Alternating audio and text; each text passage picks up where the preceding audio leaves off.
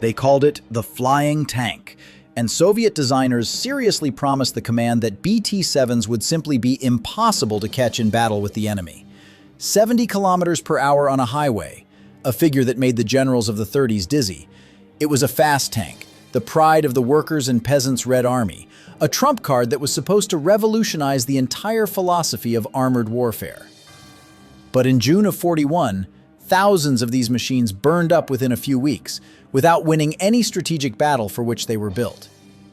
Friends, due to a shortage of archival footage, some shots in this video have been recreated using artificial intelligence.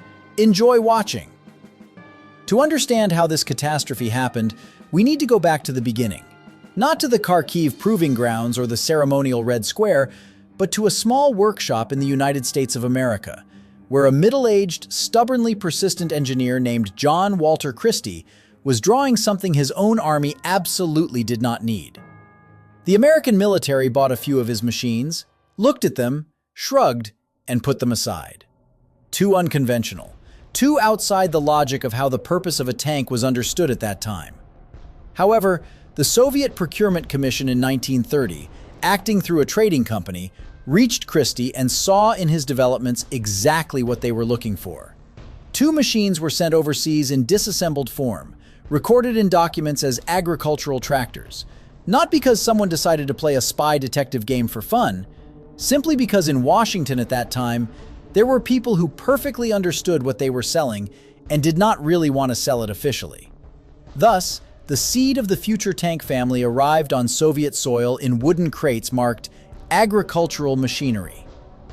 But what exactly in Christie's machines so excited Soviet military theorists? It wasn't just about speed, it was about the idea. In the 30s, the doctrine of deep operation dominated the minds of Red Army commanders. Its authors, Mikhail Tukhachevsky and a group of military theorists, painted the future war completely differently from how it looked in the trenches of the First World War. No standing in one place, no grinding through positions meter by meter under hurricane fire. Instead, a swift breakthrough through the entire enemy defense, strikes in several places simultaneously, a raid deep into enemy territory for hundreds of kilometers, cutting off supply routes, capturing headquarters, sowing panic and chaos where the enemy least expected it. For such a war, a machine was needed that could not just move quickly, but move faster than any infantry screen, faster than reinforcements being pulled up, faster than the enemy's own reaction. And here, Christie's design fit this concept perfectly, because it had a trick that no other serial tank of the era possessed.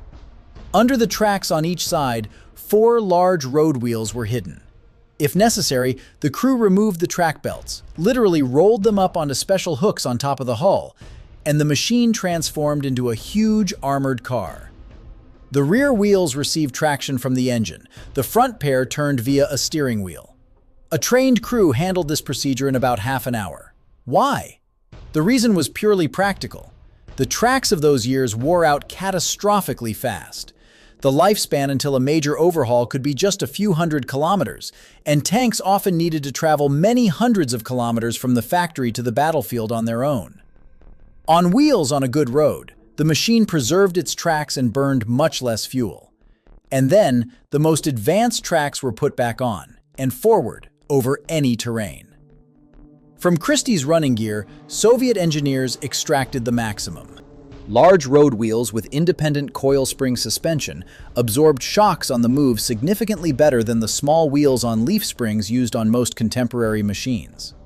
During tests, drivers literally jumped these machines over obstacles, and Chronicles indeed captured a tank airborne several meters above the ground. The first serial machine of the family, designated BT-2, went into production in 1932. Honestly, the story with the armament of this first model was rather embarrassing. Guns were catastrophically scarce, and a significant portion of the machines were produced armed exclusively with machine guns. Catch up with the enemy quickly, possible, but what to do with him afterward? That was already a question. However, the designers did not stand still. In 1933, the BT-5 appeared with a proper turret and a 45mm gun. For the early 30s, this weapon penetrated practically everything that moved on tracks or wheels at that time. The machine transformed from a swift but toothless teenager into a quite serious opponent. And in 1935, the BT-7 appeared, the pinnacle of the line. The welded hull was redesigned, made more precise and stronger. A more reliable and powerful engine was installed, the aviation M17 with about 400 horsepower. For a combat vehicle weighing about 14 tons, this was, to put it mildly, generous power-to-weight ratio. Fuel capacity was increased, along with operational range. A bit later, the machine received a new conical-shaped turret, unmistakably recognizable in any photograph of those years. Externally, almost a modern tank, sharp, low, with a Predator's silhouette. But through this entire family ran one thread that was never cut: armor. The front hull plate, 13 millimeters, the sides, even less. This was protection against rifle bullets and fragments, but not against serious anti-tank guns. Theorists consoled themselves. Why would armor be needed for something that cannot be caught or caught?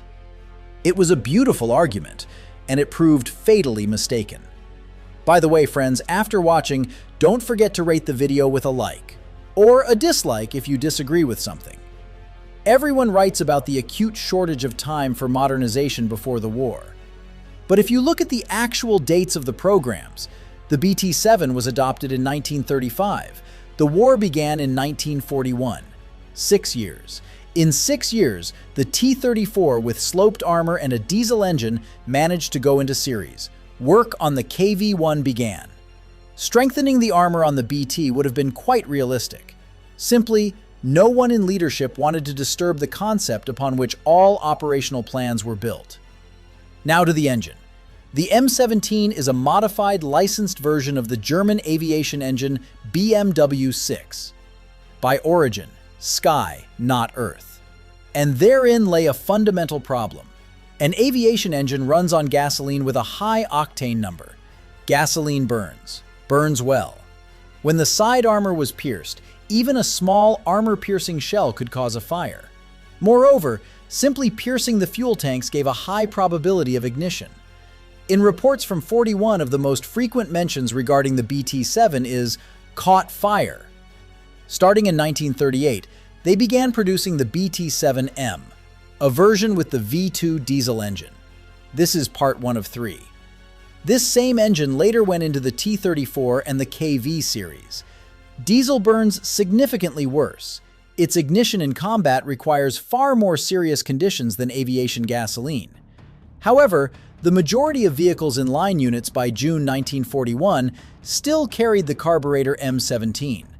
They simply did not have time to re-equip the entire fleet. Now, about what these numbers meant in real combat.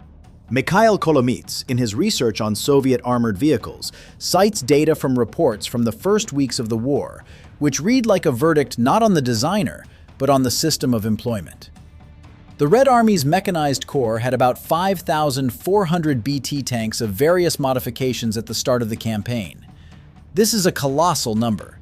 In total, the Soviet mechanized formations of the western direction outnumbered the German 1st Panzer Group in the number of vehicles by several times. What happened to this armada?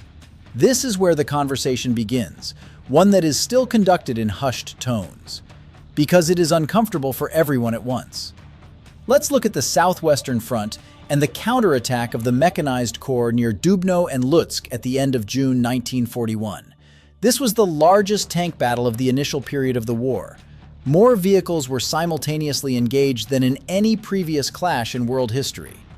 The 6th, 8th, 9th, 15th, and 19th Mechanized Corps were thrown against Kleist's German 1st Panzer Group. In these corps, the BT-7 constituted a significant portion of the fleet. The result? Soviet units inflicted tangible losses on the Germans and delayed their advance by several days, which was strategically important. But their own losses turned out to be incomparable.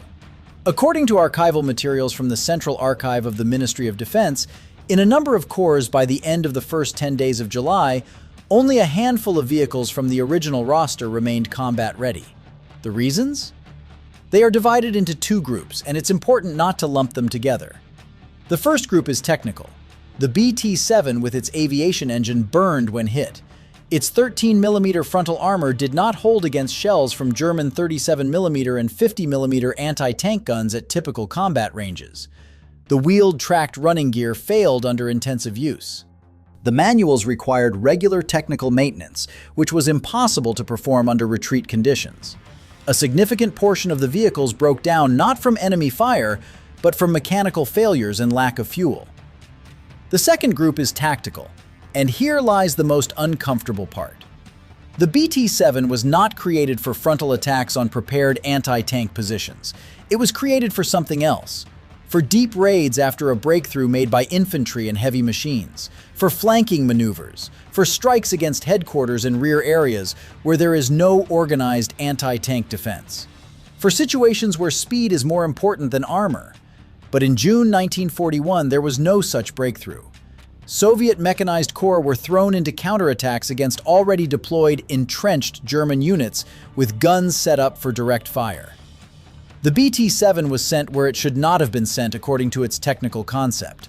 A machine created for racing along the open flanks of a collapsed front was used as an assault tank to break through fortified positions. When used correctly, the picture changed. Reconnaissance units used the BT-7 effectively long after the start of the war. Speed, operational range, the ability to get away from a strike before the enemy could traverse the gun. Some commanders tactically competently worked with ambushes and changing positions. A shot, a change of location, another shot. The crew of a German anti-tank gun did not have time to shift fire. For such tactics, the BT-7 was almost ideal. The Germans understood this too. Having captured a significant number of serviceable or easily repairable vehicles, they did not immediately send them to the smelter. Some BT-7s, under the German designation Panzerkampfwagen 747, R, where the letter R stood for Russisch, meaning Russian, were put into service for training and auxiliary tasks. The enemy, who had plenty of its own equipment, still found a use for captured Soviet machines. This in itself says something about the fact that there was something in the vehicle worth paying attention to. Here is what is almost never discussed. Parallel to the battles of 1941, the very same V2 diesel engine, which made the T-34 fire-safe compared to its predecessors, was being tested on the BT-7M. A T-34 driver who moved into this tank from the last diesel-powered BTs did not experience a shock in handling it. The logic of operating the vehicle was similar. The Christie suspension with road wheels migrated to the T-34 almost unchanged. Even the sloped armor, which became one of the main advantages of the T-34, was being tested on experimental vehicles of the BT family as early as the late 1930s. This means the following. The catastrophe of 1941 and the triumph of 1943 are not two different worlds. They are one continuous chain. The BT-7 paid a huge price for doctrinal errors and the Army's unpreparedness to restructure. But it was precisely through it that Soviet industry and designers gained that experience. In metal, in mechanics, in understanding real combat, without which the T-34 model of 1943 simply could not have appeared in the form it did. Researcher Mikhail Baryatinsky, in his work on Soviet fast tanks, points out a fundamental point. Unlike most of its contemporaries, the Soviet leadership drew the correct conclusion from the defeats of 1941 significantly faster than is commonly believed. The transition to the T-34-85 and the KV-1 with reinforced armor did not begin after the war or in its middle. Work on a radical rethinking of armor doctrine started as early as the autumn of 1941. It was the BT-7, burned in thousands of copies, that became the main textbook. Let's now examine specifically what happened inside this machine in combat, because this is precisely the conversation that is usually carefully avoided, preferring beautiful speed figures and paper diagrams. The BT-7 crew consisted of 3 men: the commander, who was also the gunner, the loader, and the driver mechanic. The turret was 2-man, cramped. The commander worked the gun and simultaneously had to observe the battlefield through the periscope and sight. This is a fundamental flaw not only of the BT, but of most Soviet pre-war tanks. The commander physically could not do 2 things simultaneously with the required effectiveness. Either he looked through the sight and fired, or he looked through the periscope and managed the battle. A German crew of the same period, operating a PZ-3 or PZ-4, had a separate commander, freed from gunner duties, and this provided a fundamentally different quality of tactical control in dynamic combat. Inside, with the aviation engine running, the temperature rose to 40 to 50 degrees Celsius. This is part 2 of 3. The smell of oil and exhaust fumes was a constant backdrop. The roar of the engine at full throttle made communication inside the vehicle extremely difficult.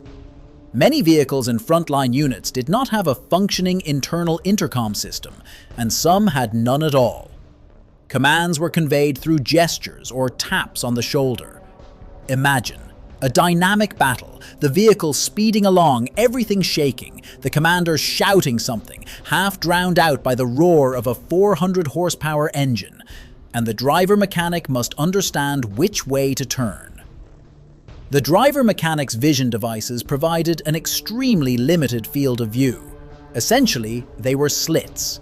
In dust, in the smoke of burning vehicles, in the twilight of a forest battle, visibility through them was almost zero. Driving was effectively done blind, guided by the hull of the vehicle ahead, if it was even visible. During an attack in a column on a road, this somehow worked. When dispersing in a field, it no longer did. Few of those who went through the summer of 1941 left detailed memoirs specifically about the BT. But in the memoirs of tankers who fought on various vehicles at that time, the themes of the narrow turret, the driver's blindness, and crew overheating are among the most persistent.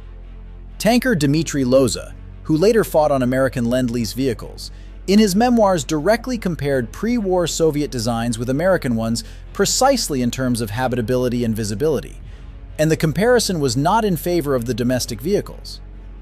During the 1935 to 1936 trials, the BT-7 presented a completely different picture.